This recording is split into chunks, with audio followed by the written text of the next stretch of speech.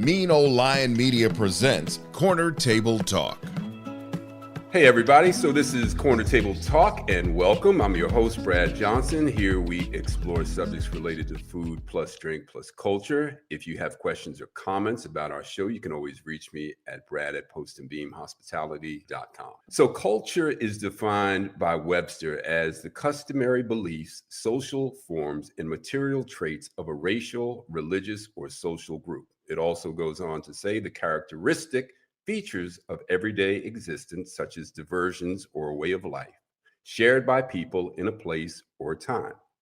Synthesis is defined as something that is made by combining different things, such as ideas, styles, etc. We will take a little journey today with a guide whose life and influence is a vision of these words realized.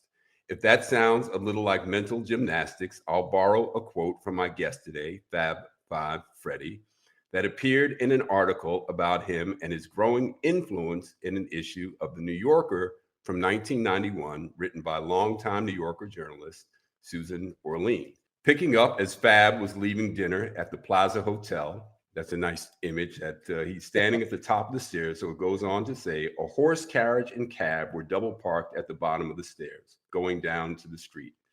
Freddie posed at the top and lit a cigarette. He was wearing his sunglasses and a big tan hat.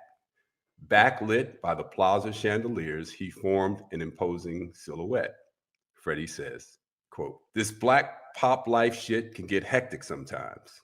It's cool most of the time, but it can be hectic every now and again. To be honest with you, I'm like, damn." Fred Brathwaite, PKA Fab Five Freddy, emerged in the late 1970s as a New York City graffiti artist who was one of the first to exhibit his paintings internationally. Keith Haring, Lee Quinones and Jean-Michel Basquiat, Andy Warhol were close friends and major influences in his life. A bit of an understatement, but fair to say Fab was a key player in the New York 1980s downtown cultural scene. Born in the Bed-Stuy section of Brooklyn, New York, his introduction to pop culture came courtesy of a name check on Blondie's 1980s pop hit Rapture. That's pretty well known at this point.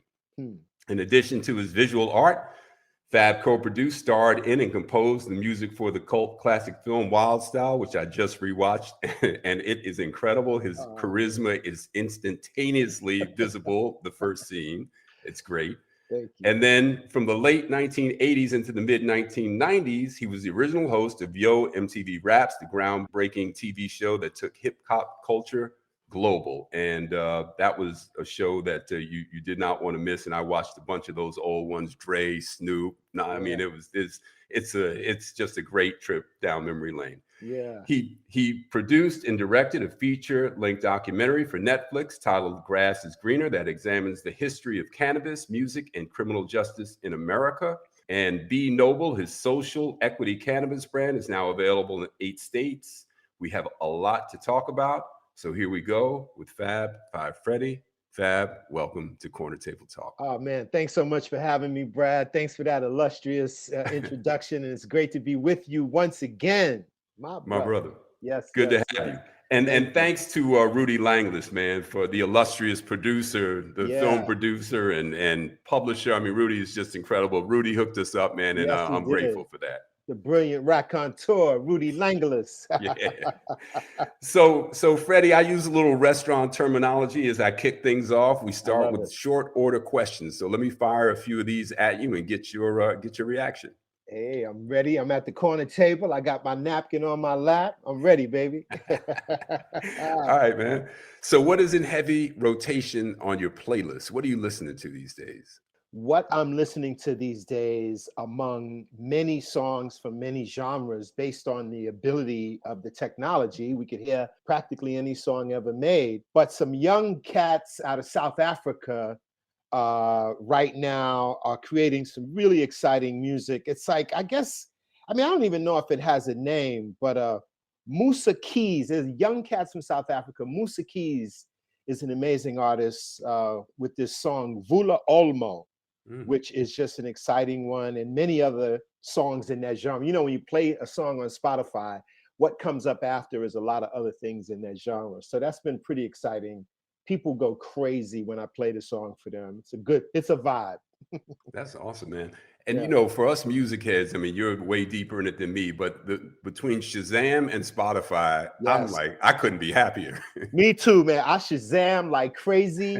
And what's cool, I noticed on Spotify, there's a Shazam playlist from everything you Shazam. So you can revisit those moments. And it's reassuring that you're that instinct where you'd be like, wait, I love that. What is that? To find out that it's all there on a playlist. When I'm riding around, I can just revisit and listen in. So Yeah, man. From the days when we used to have to catch the tune on the radio and hold the oh, mic next to oh man, the yes. Remember get what to was try to that? not get the commercial.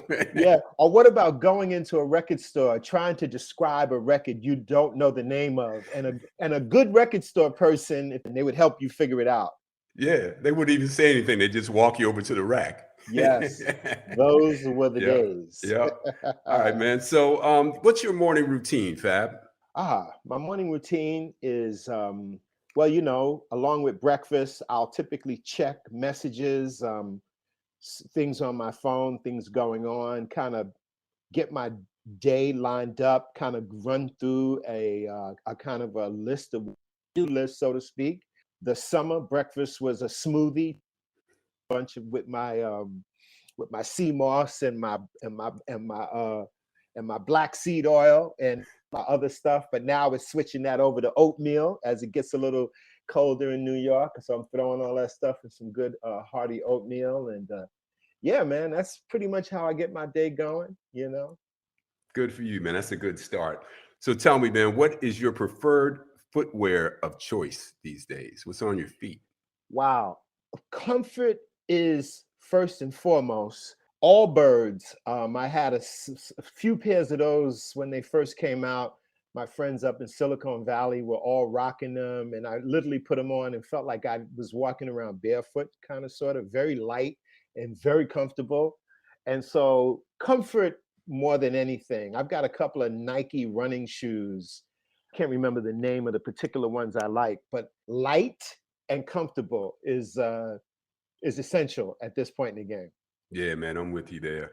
Yeah. So this may be a tough one for you, Fab. Best live musical performance you've ever seen? I'd say, without giving it a great deal of thought, I've seen a lot of great live music. When I think of a top 10, Prince is probably 3 or 4.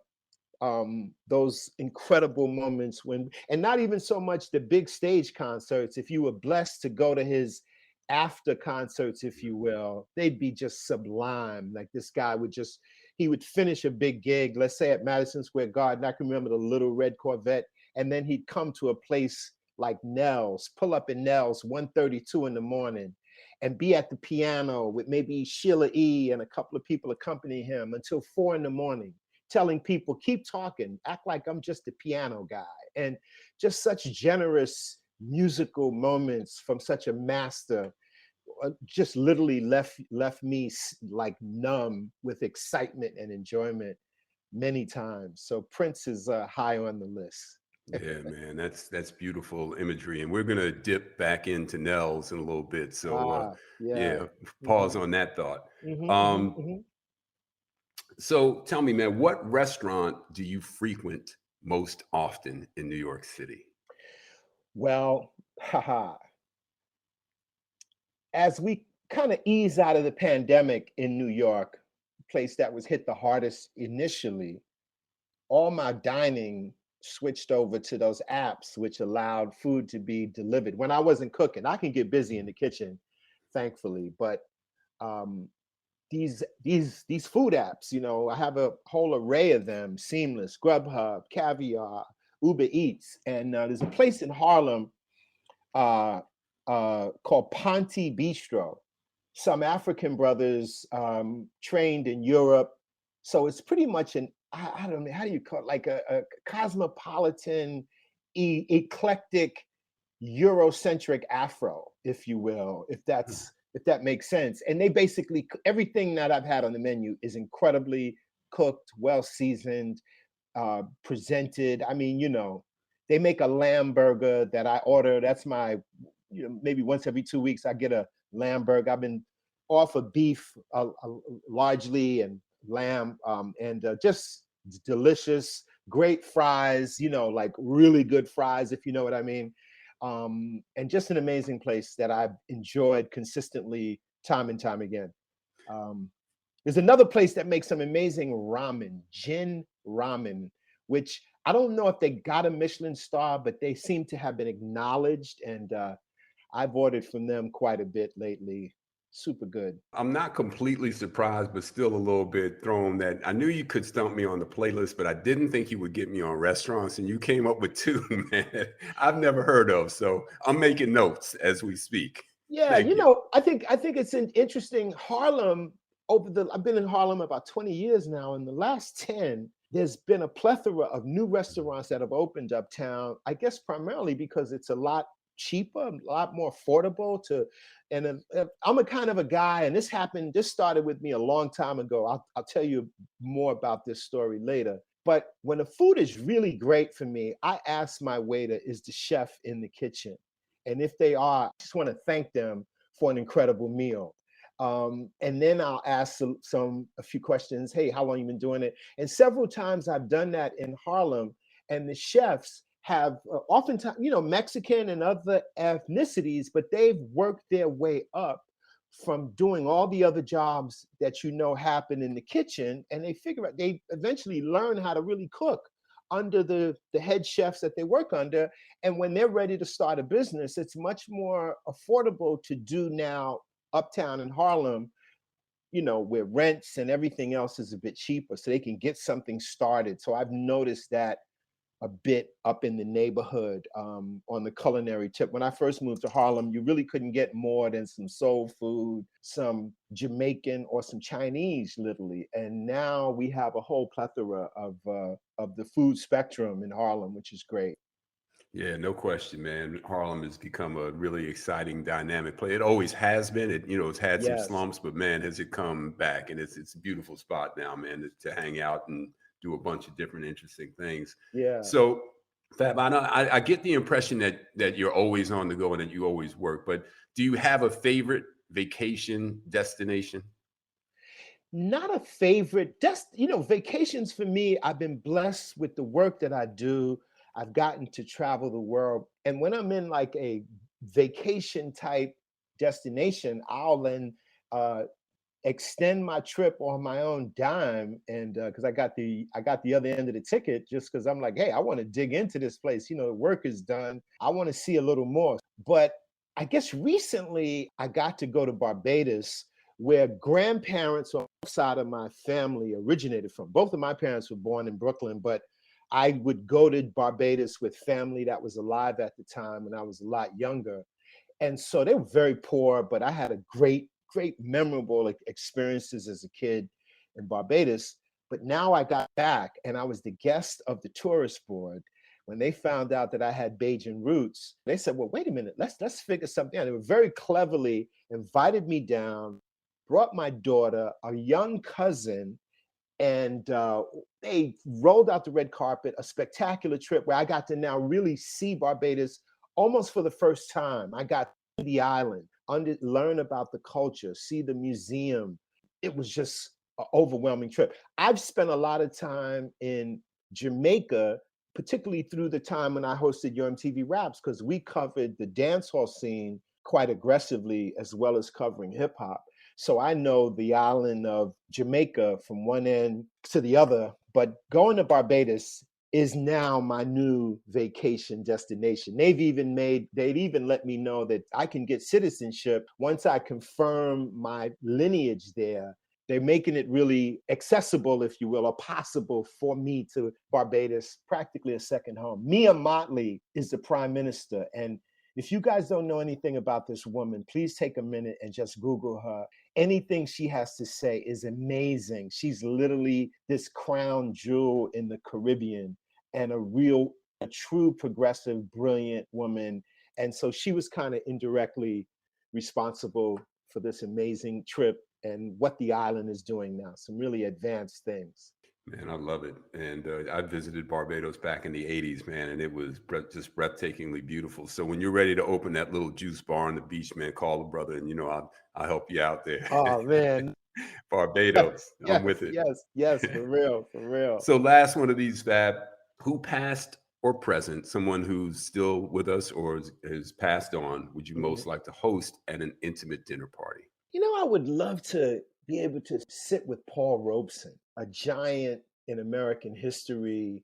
Sadly, he was sort of, I hate to use the term blacklisted, but he was sort of wiped out of history intentionally.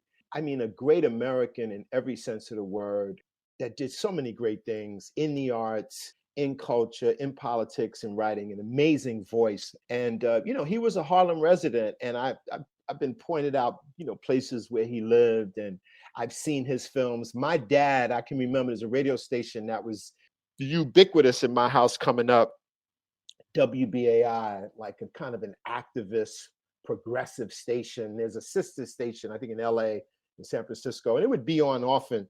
My dad was very connected to things going on in the streets, in the world, particularly affecting people that had been disadvantaged around the world. And WBAI was a place, and I remember them doing huge tributes to Paul Robeson over hours on end, where you'd hear him talking and speaking. And my dad and his friends would be so excited.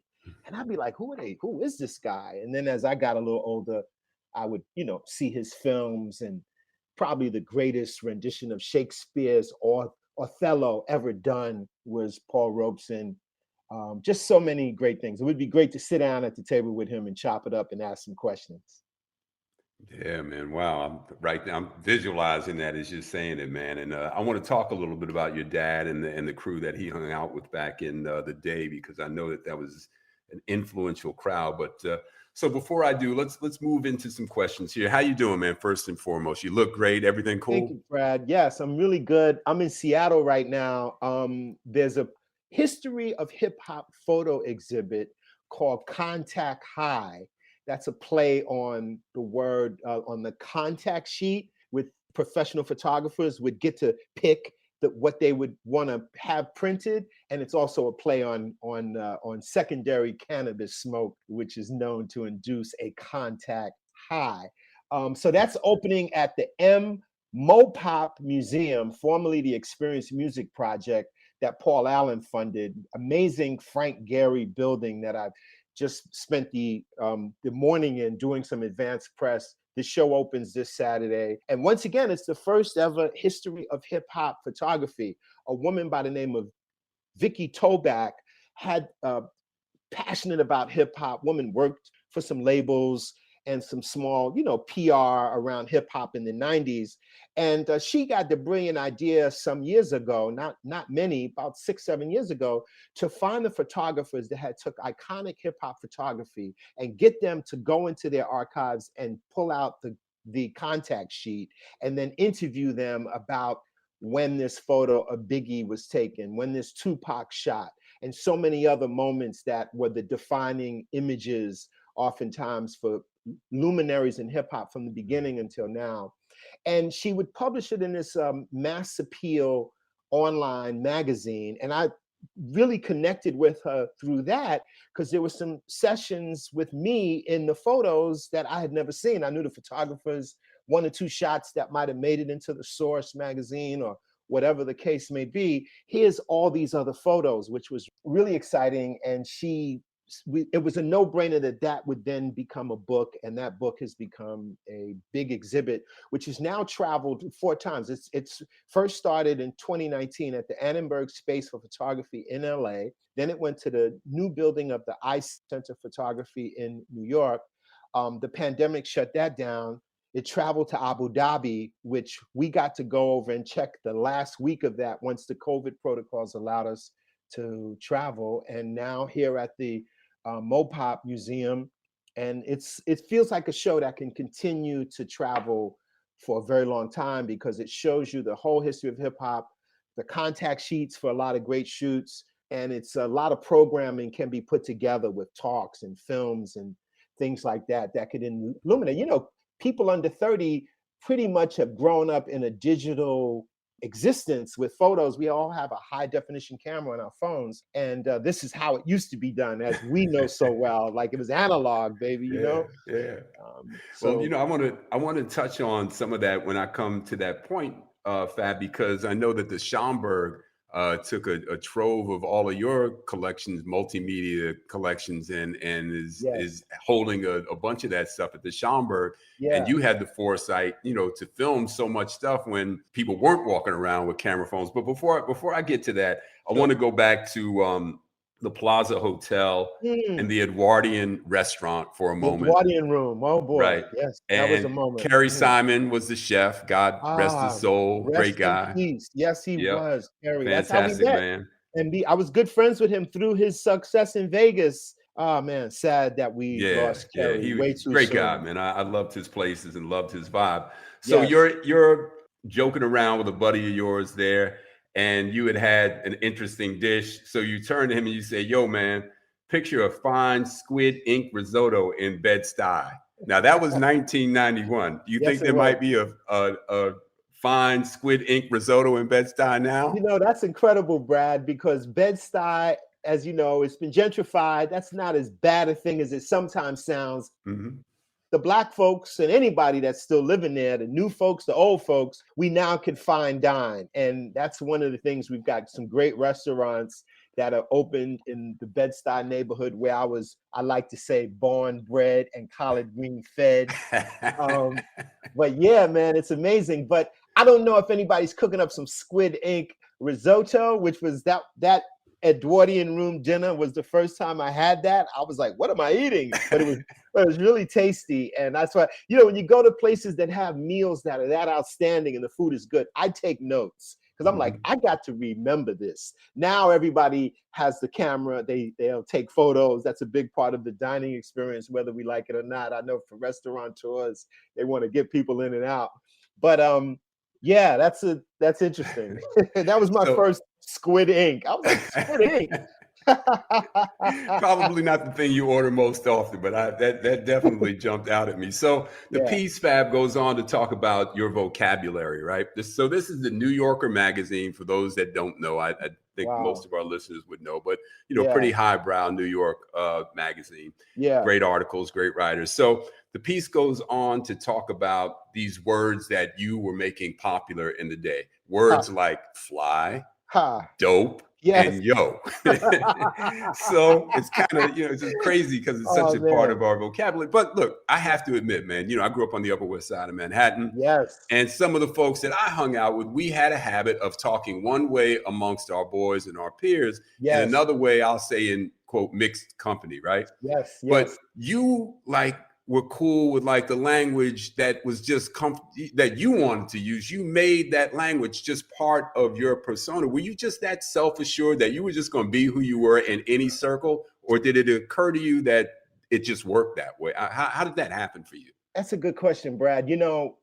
I guess I grew up around this is a reflection of the men that I grew up around, particularly my dad and his friends, which were intellectual hipsters in the truest sense of the word. They were young brothers that grew up along with bebop jazz, and they were the bebop and a reflection of the bebop musicians, highly intellectual, primarily Black men concerned about our condition and situation. So growing up as a kid, I heard my dad and them articulate at a high intellectual level, flavored with hey man, and dynamite, and this cat and that cat. And as a kid, I remember going, what are they saying?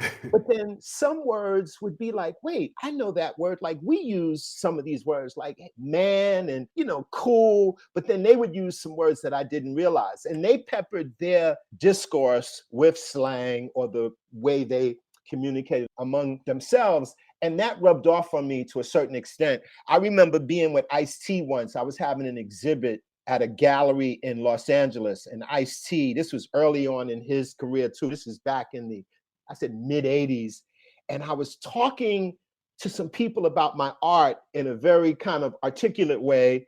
And then I flipped around to Ice-T and it got super ghetto, but Ice-T was shocked. He was like, yo, man, do you realize what you just said? And Ice-T did an impersonation of me, and it was shocking because I'm like, oh my God, that's me. But I don't think about it. It's just it's almost like I look at it as speaking another language. Like if when people are multilingual, but I guess I'm I speak in multi dialects. Yeah, you do, man, and you To a do it certain well. extent. Your Yeah. enunciation is And fantastic. thank you. And Mhm. another thing that in the few times that I was able to write some essays and a few things that I've had published, I became aware that a writer or to capture a person's voice. So I'll make sure that I throw a little flavor in there that really is me. But at the same time, I could articulate quite well, but I'll throw a little flavor, a little hot sauce on there, linguistically, if you will. So yeah. And Susan Arlene, I just want to say that profile, which was done quite a while ago, was a great lesson in writing for me, because I had been interviewed numerous times at that point, all things related to hip hop, all things related to hip hop. And so many journals, I've seen my name butchered every which way, and people just mess up facts and get things wrong and just not really care the way the process of the New Yorker functions. And Susan Orlean specifically, who knew absolutely nothing about hip hop culture. And so to watch her spend the time and pretty much get it right in terms of painting a picture of me and the world I was in the mix of was a great learning moment for me in terms of what writers can really do, journalists, when they really are focused on their work. Fab, let me read on that note an excerpt from it, because I agree with you. I thought that they just nailed it. And again, we're going back to 91. So a lot has happened, obviously, since then, and we are going to move forward. But I was just fascinated by this piece. So let me read a little excerpt from you.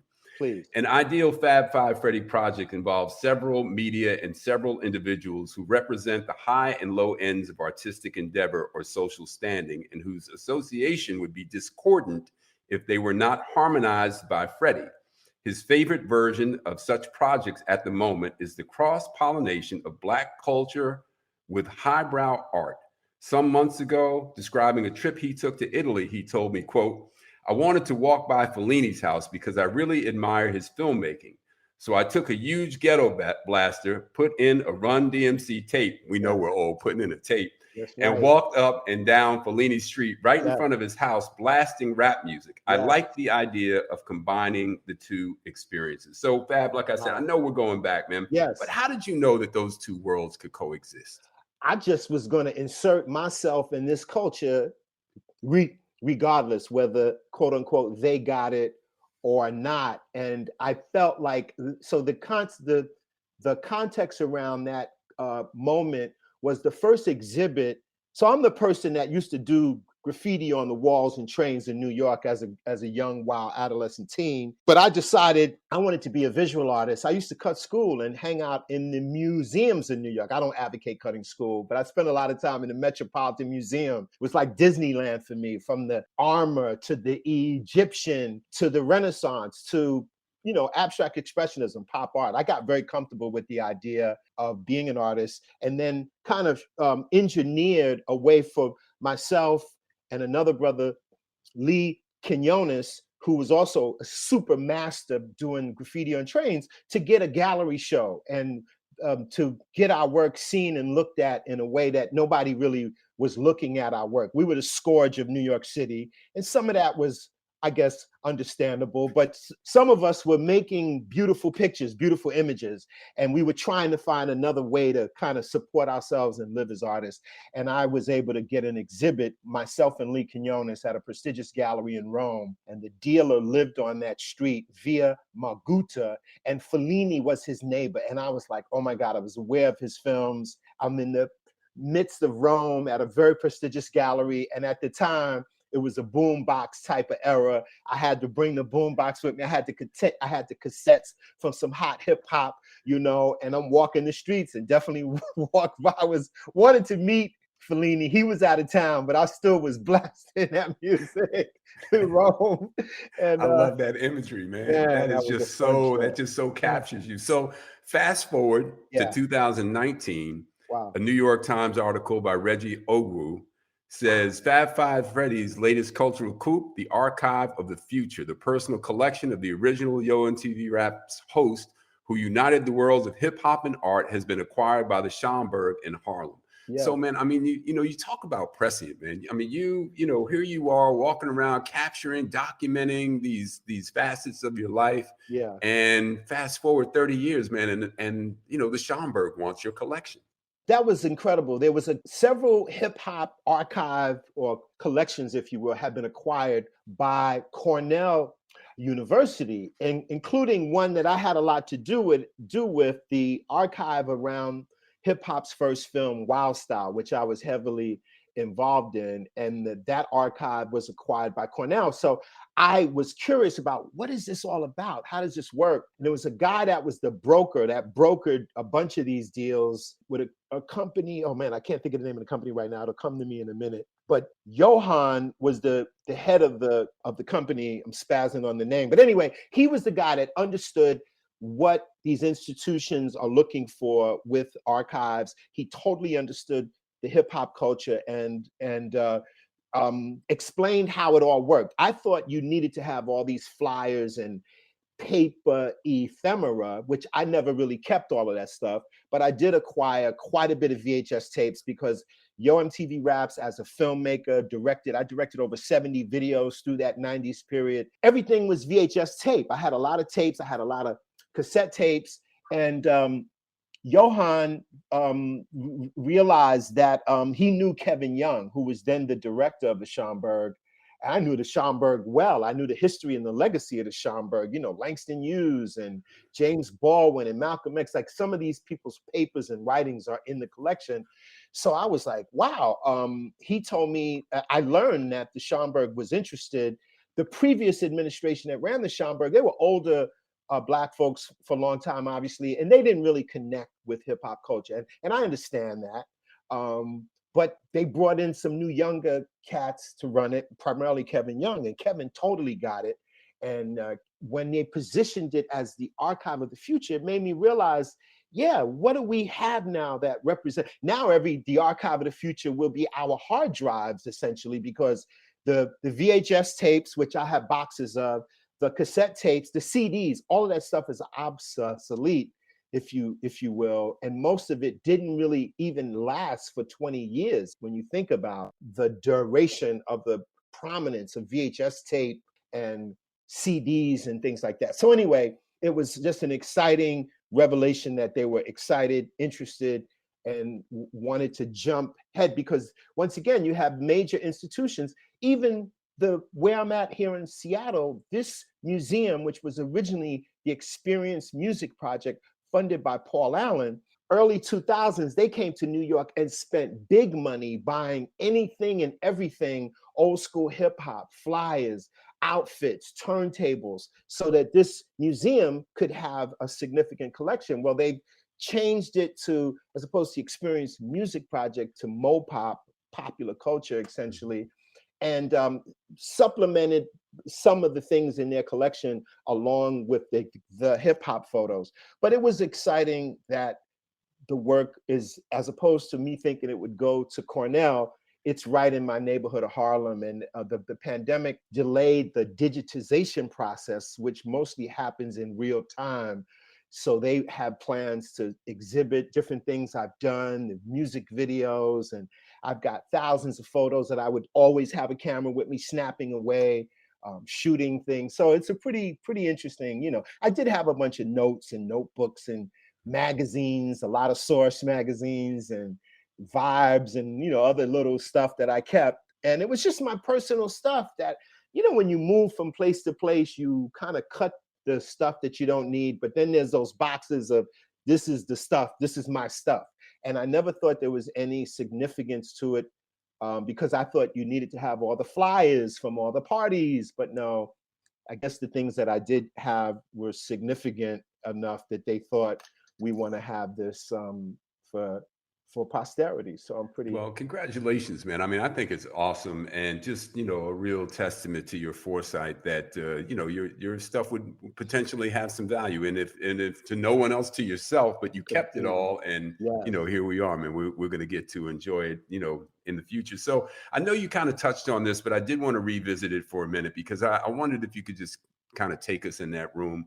So Max Roach, the legendary jazz drummer, by the way, I went to college with his son, Raul. We went to UMass together. Yes. That's my man. Like, so God he's your godfather, was your godfather, right? Yes, he was. And you talk about he and other Brooklyn luminaries who would hang out with your dad, highbrow intellectual conversations ensued. So would you pinpoint that as the origin of your acute awareness of and in culture?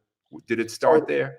Yeah, absolutely. And I didn't realize how much of it started there until as I've grown older, there's so many things that revert back that I kind of am molded in the image of a lot of those men, the way they thought and those conversations, because they were just, like I said, they were really cool, they were really smart, and they talked about particularly the things they were frustrated about, like how they weren't able to do what they wanted to do in America. They wanted to own their own labels. They wanted to control a lot of what went on around their music. There was no way that that was going to happen in the America that they lived in at that time.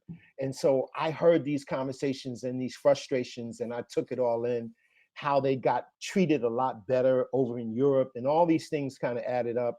And it kind of motivated me to put sort of a plan together that I could reach out to some people that would probably be more open. And the key thing with me, once again, inspired by those guys, was the idea to reach out to these punk rock new wave people that were making significant noise, late 70s, the beginnings of punk rock. And it just was a really wild rebellion going on in rock music.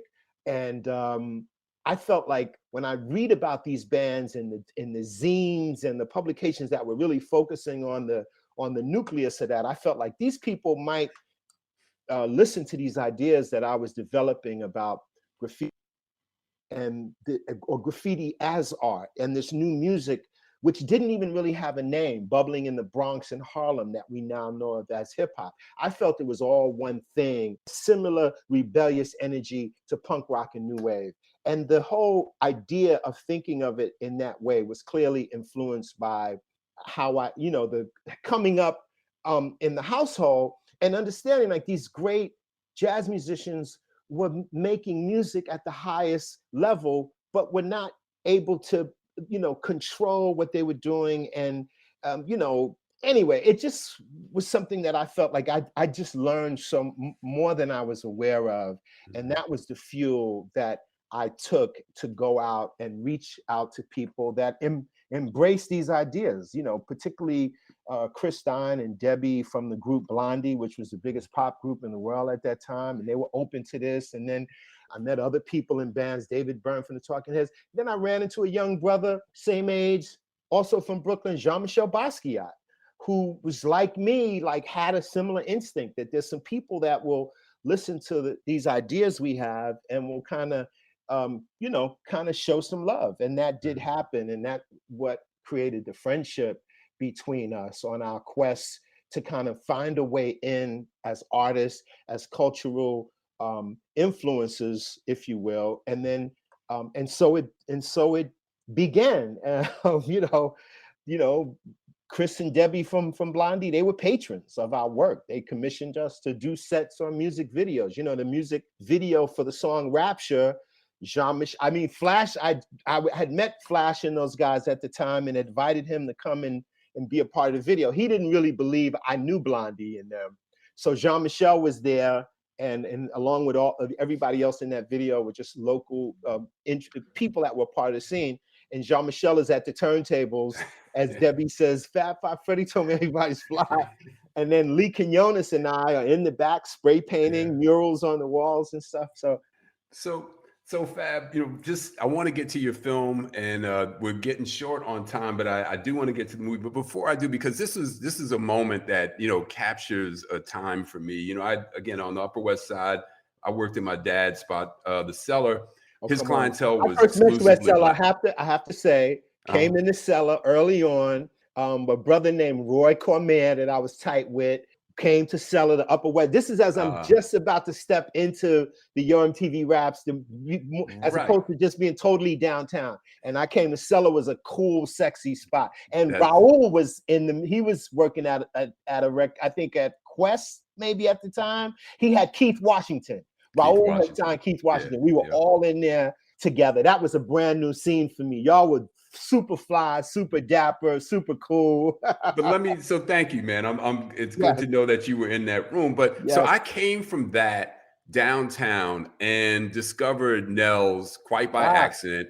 But the black scene for me was exclusive. It was Leviticus, it was Uptown. We weren't really hitting the white clubs, you know, that really wasn't our thing. And then I go into Nels and I go downstairs in the on the dance floor, and I'm grooving, and all of a sudden they throw on Rock Creek Park by the Blackbirds. And I'm like, what the?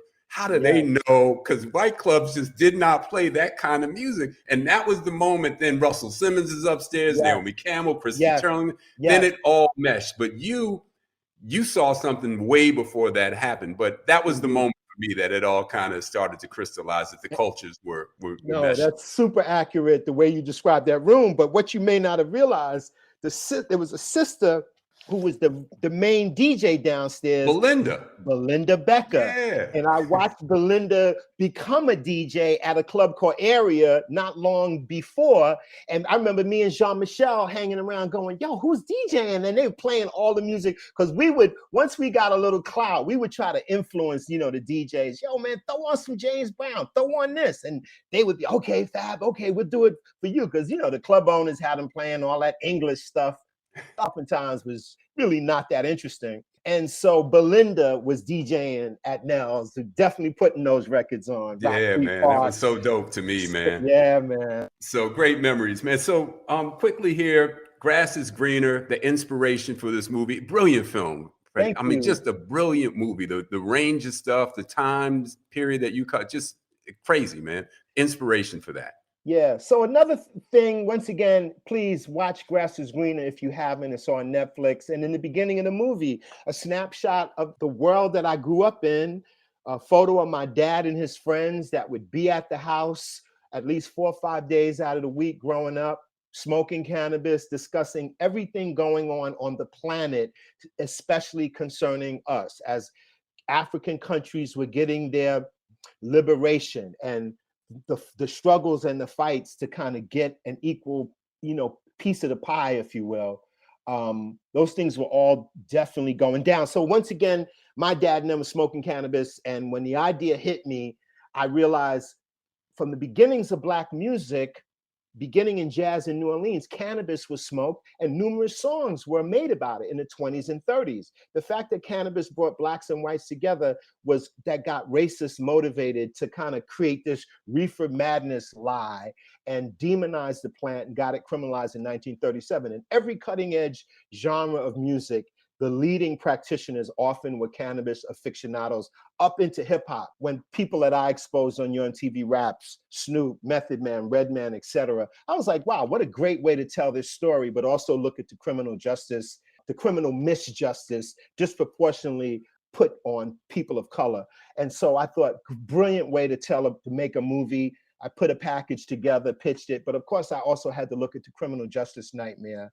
And that led me to focus on a story of a man that was given a 13-year sentence for 2 joints of cannabis in Louisiana, New Orleans, a man by the name of Bernard Noble. And he was still in prison during the time of making the movie, interviewed his mother, sisters. They broke down in tears, really shocking, emotional moment. But luckily Bernard was granted parole and we flew back to watch him and film him walk out of prison into the arms of his family. And that stayed with me, as well as other things said in the movie that motivated me. I see this is a growing multi-billion-dollar business.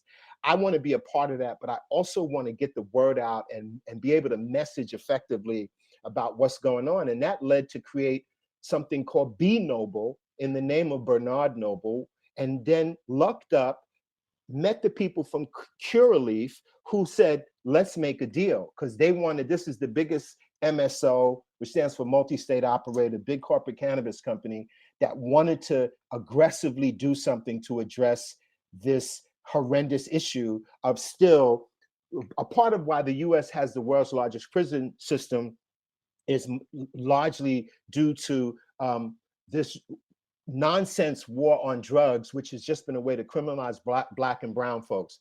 And so it's been since July, we've released this product.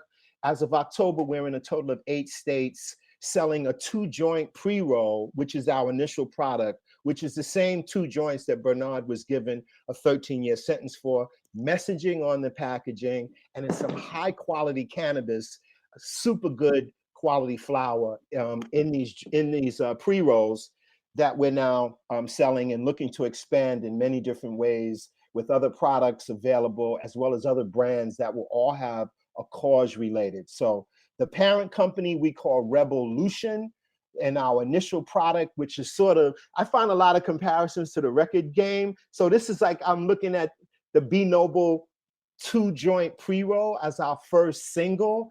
The album's coming soon, and more groups will be on the label. I love the analogy. Thank So you, Fab, man. man, we're at the end way too quick. Way too quick, but I got it. So, I'll be pleased. go ahead. So in the 80s, my mother would take me to good restaurants as a kid, you know, Chinese places, but there were always these memorable moments. My mom in the 80s, she had taken me when I was even younger, but in the 80s, she took me to Gage and Talma. And this Black woman was cooking there. And this woman walked out of the kitchen, and my mom had read an article that she was doing a guest residency as the head chef. This woman's name was Edna Lewis. And she came over to our table, and I'll never forget speaking with her.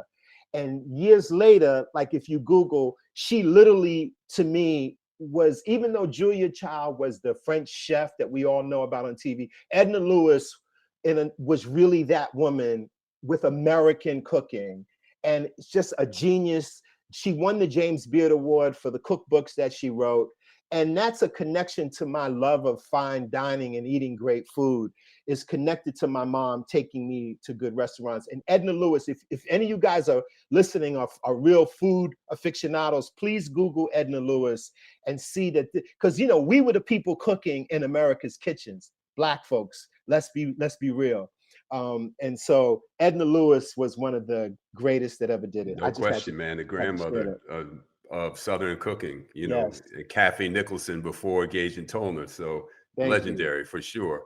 Yeah. So Fab, around my way, man, the old cats would sometimes roll up on us young guys, especially if we had like a fly chick with us, and say, I want to be you when I grow up. So Fab, did you want to be you when you grew up? Wow, man, that's why I love your podcast. You have really good questions. I would have to say yes, because I, once again, realized that I am in the model of the great men that thankfully my dad hung out with. Me and Max Roach were incredibly close. He was super passionate about what I was doing in hip hop. We did some collaborations together. I was super intimidated, not really a music maker, but Max was enthralled and excited by what we were doing. And he would talk to me about what this was in the very beginning. He told me how big this was and how influential he felt it was. So the fact, I used to think he was just trying to ingratiate like a young buck at that time, but things that he said about this culture all panned out. Him and Miles Davis were very tight. And the last project Miles worked on that was released posthumously was a hip hop jazz collaboration called Doo-Bop. He worked with Easy Mo B. Him and Max were talking. In the Quincy Troop book on Miles Davis, Miles mentions me in that book. I almost collapsed in Barnes and Noble when I was looking for Max in the glossary, and I went to some pages just to see what Max was saying. And Miles was talking about Max, and the Quincy Troop had asked him about hip hop, and Miles Davis in the book says, I'm figuring it out from the young musicians on the bus, and I'm checking out Fab Five Freddy. That meant he was watching my show. Quincy didn't understand. I always tease Quincy to be like, what Miles was telling you was he was watching your MTV Raps, because I know Max had told him. And so, yeah, man, I'm pretty comfortable, and I still got a lot of work to do. But yeah, I'm in the tradition of those smart, intelligent, jazz-loving, thought-leading men that were around in my dad's crew, which they went back to the 40s and the 50s. They used to play chess together. After World War II, they came together in a big house in Brooklyn, and the group of my dad's friends were loosely known as the Chessmen. And the Baroness Nika de Koningswater Rothschild would come and hang out. She would park her her Bentley outside. She was a true patron, held Monk down, held Charlie Parker down, held Archie Shepp down, because, you know, cats wasn't able to gig essentially. And so these were some of the stories that I heard growing up, and these created vivid images in my mind that I was like, let me get out there and create some vivid images of my own. Well, Fab, you have done that, man. And in the words of, I'll close on the words of Nas, who said, hip hop took it to billions. I knew we would. And Fab, you know, I don't think it's possible to overstate, you know, the contribution that you made to taking, you know, this culture and this music to billions. So Fab, all eyes are still on you, my brother. Thank you so much, man, for being here. So much for having me, Brad. I'm still a big Nas fan. And by the way, I directed one of the first music videos off his first album, One Love. I directed that, and he's just sheer brilliance, and he's still at it. He could really put them words together. Yes, indeed. That video and that particular track is unbelievable, man. Oh man, it's been a blessing to work with people like him. And you know, his dad is a jazz musician, Olu Dara. And I saw in Nas a similar sensibility that I had, because his dad, you know, was that jazz cat. His dad lived near me in Harlem in the early 2000s when I moved up there. We would kick it on a regular. He moved out, long since gone. But as the more I've got to understand about Nas, when I saw the documentary and the books his father put in front of him, you know, Ivan Van Sertima and, you know, Dr. Ben, and just smart people thinking about how this all really went down, I was like, man, Nas, we got a lot in common. So yeah, man. Thank you so much, Brad. Really great to be here with you, man. I enjoy the podcast, and I will continue to tune in.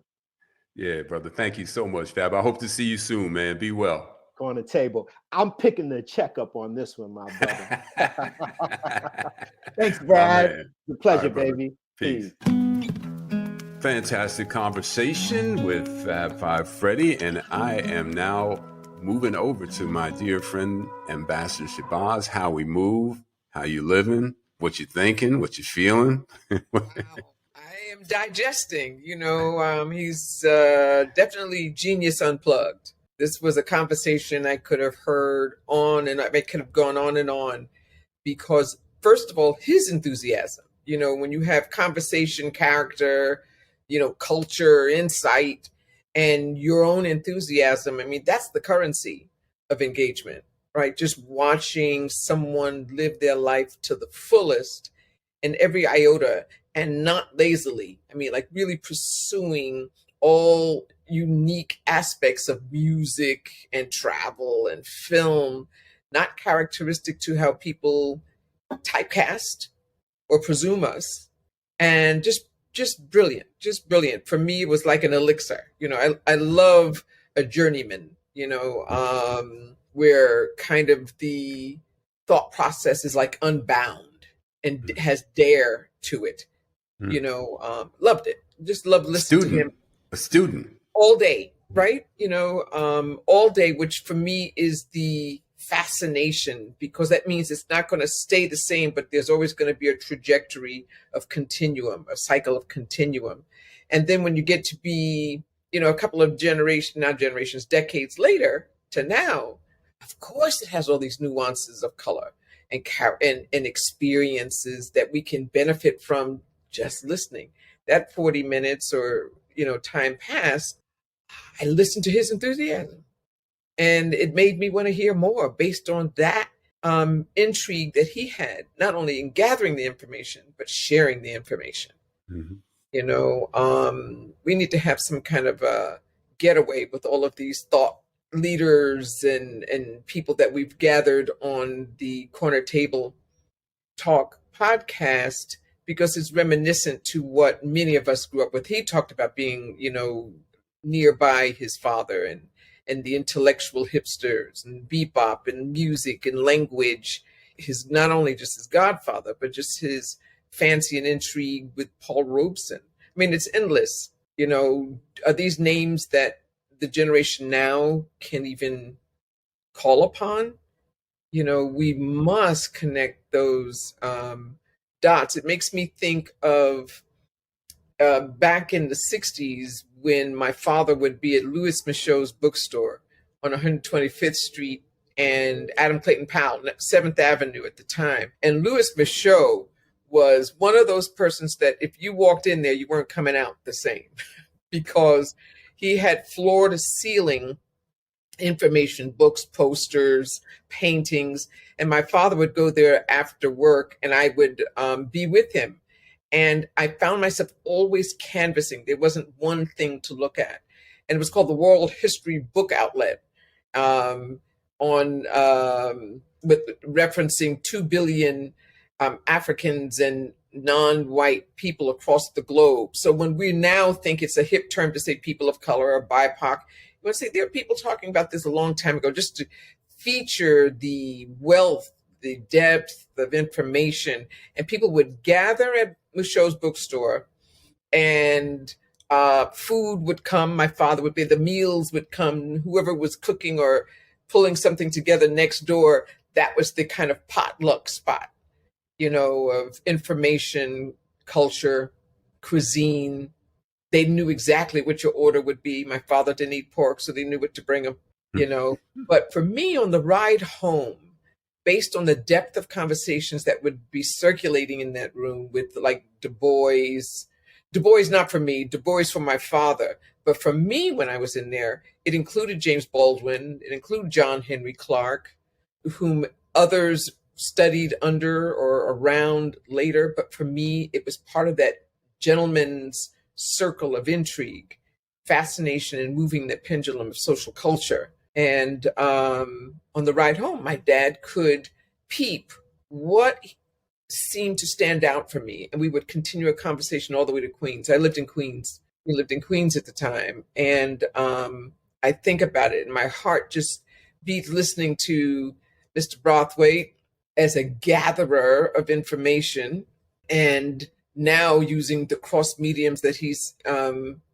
associated to, that he's skilled in, connected to, and offering us a tapestry of this gathered anthology, one way or the other. I could talk to him again and again. Yeah, I agree. And, you know, the gaps that I think of that don't have a lot of ink, we'll say, you know, there were periods that weren't written about, weren't, you know, discussed so broadly. So unless you were in those rooms, gathered with those people and, you know, were included in those conversations, you might not have knowledge that those conversations were happening. So when you hear someone like Fab talk about listening to his dad and someone like Max Roach or you with your dad and the conversations that were had in those spaces, none of that is documented. None of that do we often read about in places so that we can make connections to the history that way. So it's so just really reaffirming when you hear these stories and you say, yeah, I remember that. And this is what I was doing. And I remember how that connected to the things that I was feeling. And it's all relevant to you in a very personal way. It's quite relevant. And it's also why, you and I talk a lot about artistic license and what we do with it. An artistic license is fine if you're doing a composite of reality. But when you are throwing in something from a contemporary lens that has no connect-a dot, or people say those people back then were complex. It's only complex if you don't understand what was going on. Once you understand what's going on, the thread seems natural. It seems significant. As a matter of fact, you might find alignment in some of those things if we were to just do the homework. And what we know is so much more is documented one way or the other that we can actually do that work.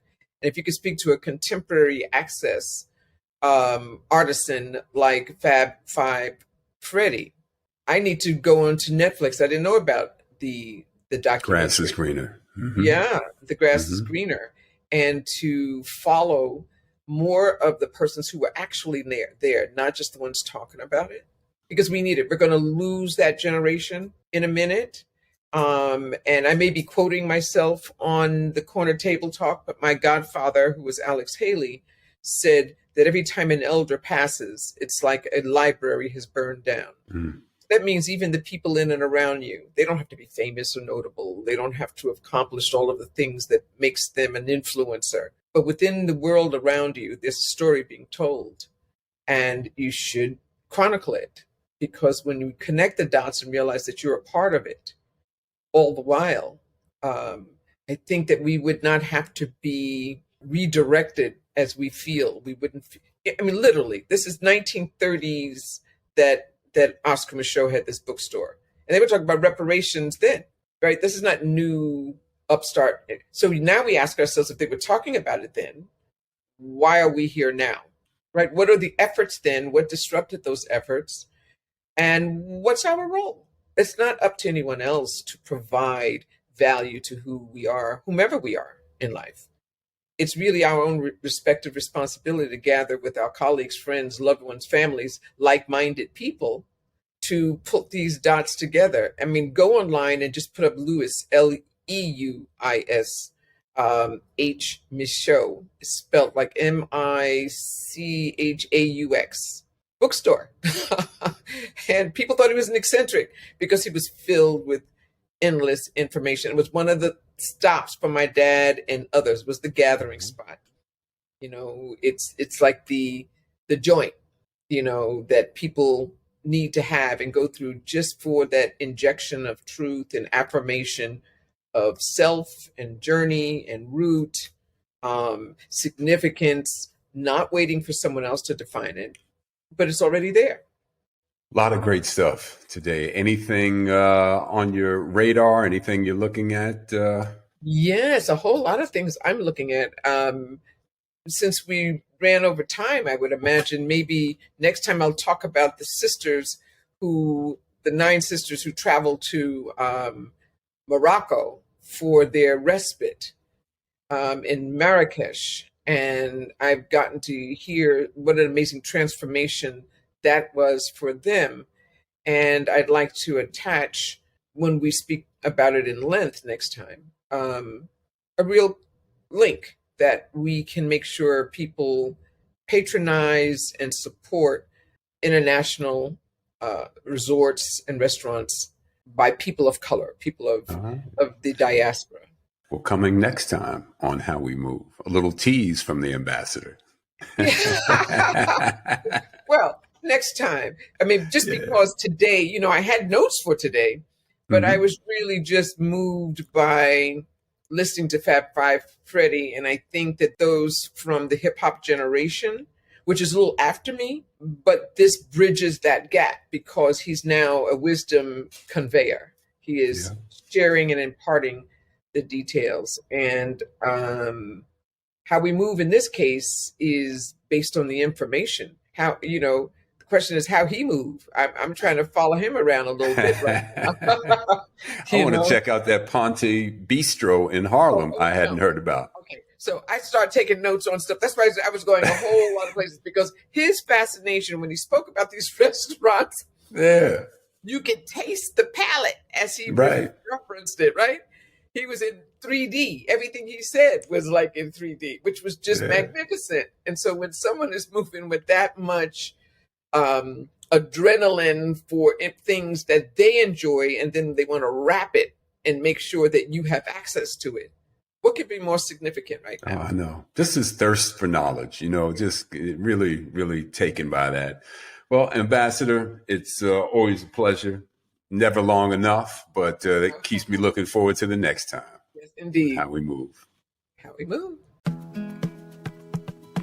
Corner Table Talk is hosted by Brad Johnson, produced by Brad and Linda Ailes Johnson. Theme music, Life Goes On by Bryce Vine. Executive producer, Ken Johnson. Find the Corner Table Talk podcast wherever you get your podcast. Follow, subscribe, rate, and leave a comment. Corner Table Talk is a Mean Old Lion Media production.